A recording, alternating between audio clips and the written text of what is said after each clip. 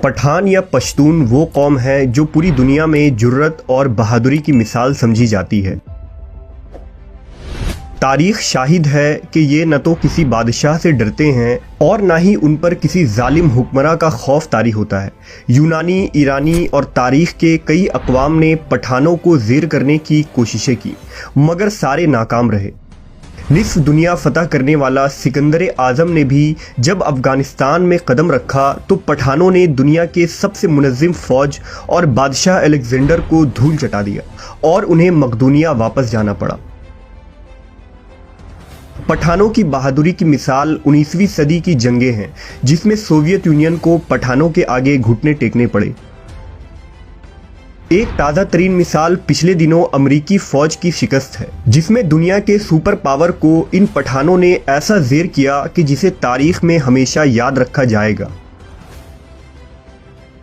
آخر یہ پٹھان کون ہے؟ یہ کس نسل سے تعلق رکھتے ہیں؟ کیا پٹھان کسی نبی کی اولاد ہیں؟ ان کا اس قدر بہادر اور جرت مند ہونے کی وجہ کیا ہے؟ ان تمام سوالوں کے پیچھے کون سی دلچسپ تاریخ رقم ہے؟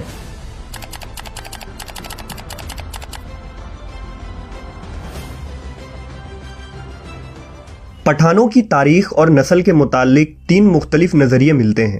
بعض کہتے ہیں کہ پٹھان آریائی نسل سے تعلق رکھتے ہیں، بعض کے نزدیک یہ قیس عبد الرشید نامی شخص کی اولاد ہیں جو حضور صلی اللہ علیہ وسلم کے ایک صحابی تھے، اور تیسرا نظریہ جو خود پٹھان تسلیم کرتے ہیں وہ یہ ہے کہ پٹھان قوم کا تعلق بنی اسرائیل کے گمشدہ قبائل سے ہے۔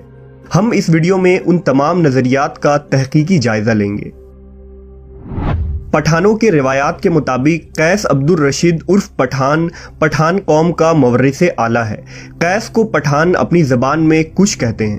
قیس عبد الرشید وہ پہلے پشتون شخص تھے جنہیں عرب میں محمد صلی اللہ علیہ وسلم کی آمد کی خبر ہوئی تھی، لہٰذا جب قیس اپنے قوم کے لوگوں کے ساتھ مدینہ پہنچے اور حضور کے بارگاہ اقدس میں حاضر ہوئے تو نبی نے اس جماعت کے ساتھ شفقت فرمائی اور ہر ایک سے اس کا نام پوچھا۔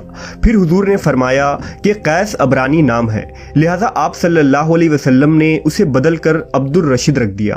حضرت قیس اور ان کے قبیلے کے لوگوں نے اسلام قبول کر لیا اور اس طرح انہیں پہلے پشتون صحابی ہونے کا شرف حاصل ہوا۔ پختونی روایتوں کے مطابق ایک غزوے کے دوران جب مشرکین اسلامی لشکر پر بھاری پڑنے لگے تو حضور صلی اللہ علیہ وسلم نے حضرت خالد کو حکم دیا کہ جاؤ اور اپنے پٹھان بھائیوں کو مدد کے لیے بلاؤ، لہذا حضرت خالد افغانستان چلے گئے اور افغان سردار قیس عبد الرشید کو حضور کا پیغام دیا، لہذا تمام پٹھان قبیلے قیس عبد الرشید کی قیادت میں مکہ کی طرف روانہ ہو گئے۔ مکہ پہنچ کر انہوں نے ایک خون ریز جنگ لڑی۔ شام کو صحابہ کرام نے حضور کو یہ خوشرنجی سنائی کہ افغانی لشکر نے مشرکین کو شکست دے دی ہے اور ہماری فتح ہوئی ہے۔ حضرت خالد بن ولید نے ملک عبد الرشید کی بہادری کے واقعات حضور کو بتائے تو آپ کی زبان سے برملا یہ الفاظ جاری ہوئے کہ اللہ اس کی آل و اولاد کو فروغ بخشے گا، اس کے قبیلے کی تعداد اور طاقت سب سے زیادہ ہوگی۔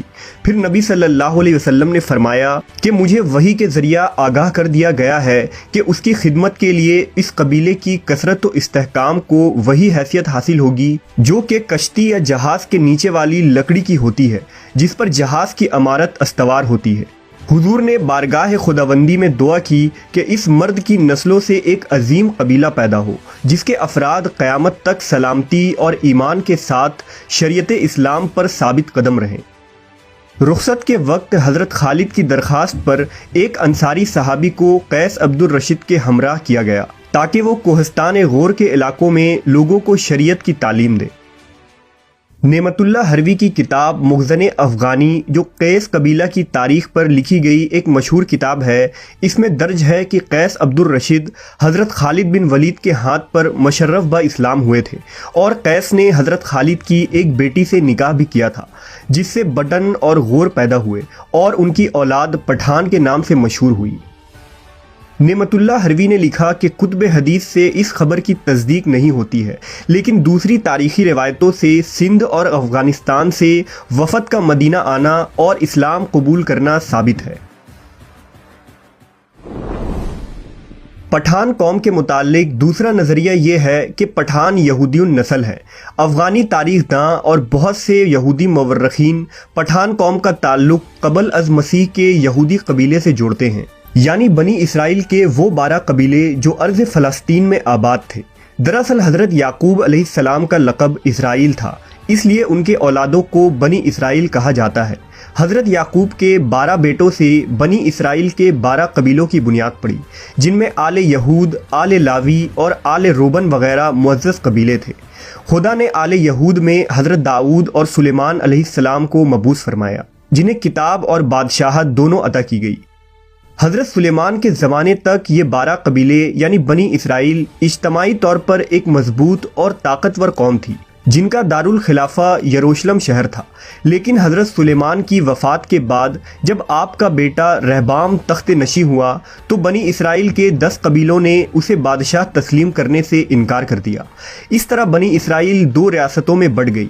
مشرقی فلسطین میں بنی اسرائیل کے 10 باغی قبیلے نے سلطنت اسرائیل کی بنیاد رکھی، اور مغربی فلسطین میں بنی اسرائیل کے 2 قبیلے یعنی بنی لاوی اور بنی یہودا ربہام کے ماتحت رہے، جنہیں سلطنت یہودا کہا جاتا ہے۔ 800 قبل مسیح میں بابل کی اشوری فوج اسرائیل پر حملہ آور ہوئی اور ان کی حکومت کو تباہ و برباد کر دیا۔ اب صرف مغربی فلسطین میں آباد سلطنت یہودا باقی رہ گئی، اور وہاں بسے بنی اسرائیل یہودی قوم کے نام سے مشہور ہوئے۔ بنی اسرائیل کے بقیہ 10 قبیلے کے اکثر لوگ قتل کر دیے گئے، جبکہ کچھ قبیلے وہاں سے ہجرت کر کے دنیا کے مختلف حصوں میں جا بسے، جنہیں بنی اسرائیل کا گمشدہ قبیلہ یعنی دا لاسٹ ٹرائب آف بنی اسرائیل کہا جاتا ہے۔ یہ وہ ریوڑ تھے جو اپنے گروہ سے جدا ہو کر بھٹک گئے، اور تاریخ میں ان قبیلوں کا کوئی نام و نشان نہیں ملا۔ دراصل طویل تاریخ کو مختصر بیان کرنا مشکل کام ہے، لیکن امید ہے کہ آپ واقعات کو بخوبی سمجھ رہے ہوں گے۔ یہودی محققین کے مطابق جب سلطنت اسرائیل تباہ ہوئی تو بنی اسرائیل کے وہ گمشدہ قبیلے بھاگ کر ایران کے قریب غور کے پہاڑوں میں جا بسے، اور پھر یہاں سے دیگر خطوں میں پھیل گئے۔ سینکڑوں سالوں تک یہ لوگ یہاں سکونت پذیر رہے، اور رفتہ رفتہ شریعت موسوی اور توریت کے تعلیمات کو بھول بیٹھے۔ البتہ انہوں نے اپنا خاندانی نسب اور سلسلہ یاد رکھا، اور خود کو فخریہ قوم بنی اسرائیل اور یہودی النسل سے جوڑے رکھا۔ خود پٹھانوں کا یہ دعویٰ ہے کہ ان کے آباء و اجداد کا تعلق قدیم زمانے کے یہودیوں سے ہے، جبکہ افغانستان کے آخری بادشاہ ظاہر شاہ مرحوم خود یہ اقرار کرتے تھے کہ ان کا تعلق بنی اسرائیل کے بنیامین قبیلے سے ہے، اور وہ انہی بنی اسرائیل کے گمشدہ قبیلوں میں ایک ہیں جو بخت نصر کے حملے کی وجہ سے اپنے ریوڑوں سے بچھڑ گئے تھے۔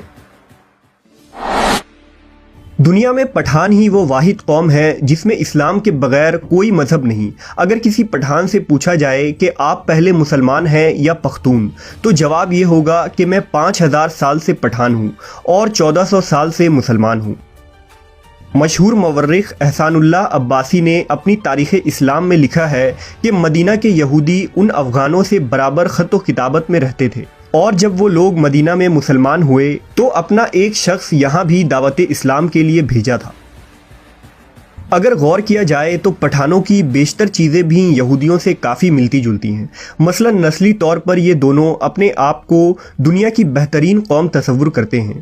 یہ دونوں ہی مذہبی طور پر سخت ہوتے ہیں، اور دونوں ہی سر پر ٹوپی یا پگڑی رکھتے ہیں۔ اس کے علاوہ بھی ان کے کئی رسم و رواج اور عادات و اطوار مشترک نظر آتے ہیں۔ پٹھانوں کے بارے میں انگریزوں اور بر صغیر کے کئی ریسرچر نے تحقیقی رپورٹ اور کتابیں لکھی ہیں۔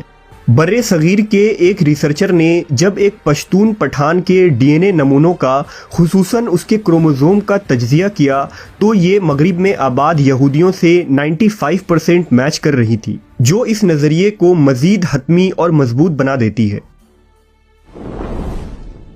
نبی صلی اللہ علیہ وسلم کی دعا ہی یہ وجہ تھی کہ پٹھانوں کا اللہ کی راہ میں لڑنے کا جذبہ آج تک باقی ہے، اور یہ قوم اللہ کی رضا اور شریعت کے لیے مر مٹنے کو تیار رہتی ہے۔ قرب قیامت میں بھی لڑی جانے والی جنگوں میں پٹھانوں کا اہم کردار ہوگا۔ حضور کی پیشن گوئیوں کے مطابق قیامت کے قریب یہی وہ لشکر ہوگا جو امام مہدی کی مدد کے لیے نکلے گا۔ حدیث کے مطابق انہی علاقوں سے علم لے کر مسلمان فوجیں نکلیں گی جن کا راستہ دنیا میں کوئی بھی نہیں روک پائے گا، یہاں تک کہ وہ اپنے جھنڈے ایلیا یعنی بیت المقدس میں جا کر نصب کر دیں گے اور امام مہدی کے ساتھ مل کر مسیح الدجال کے خلاف جنگ لڑیں گے۔ آج پٹھان خود کو یہودی النسل کہنے پر فخر کرتے ہیں اور ہر پٹھان کا یہودی النسل سے ہونا قابل فخر بات ہے، کیونکہ وہ یہودی نسل سے تعلق رکھنے کے باوجود نبی صلی اللہ علیہ وسلم پر ایمان لے آئے۔ یہ ان کی غیرت کی بلندی اور ایمان کی عظمت کی نشان ہے کہ انہوں نے سچے نبی کی تصدیق کی، جن کا ذکر توریت و انجیل میں موجود ہے، جبکہ عرب میں آباد یہودیوں نے آخری نبی کا انکار کیا اور آپ پر ایمان نہ لائے، صرف اس بنیاد پر کیونکہ حضور کا تعلق بنی اسرائیل سے نہیں بلکہ بنی اسماعیل سے تھا، اور اس طرح وہ یہودی نسلی تعصب اور حسد و کینہ کی وجہ سے گمراہ اور خوار ہوئے۔ بلا شبہ نسل، رنگ اور زبان انسان کے لیے تب ہی قابل فخر ہے جب وہ صراط المستقیم پر گامزن ہو اور سچے معبود اور سچے نبی پر ایمان لائے۔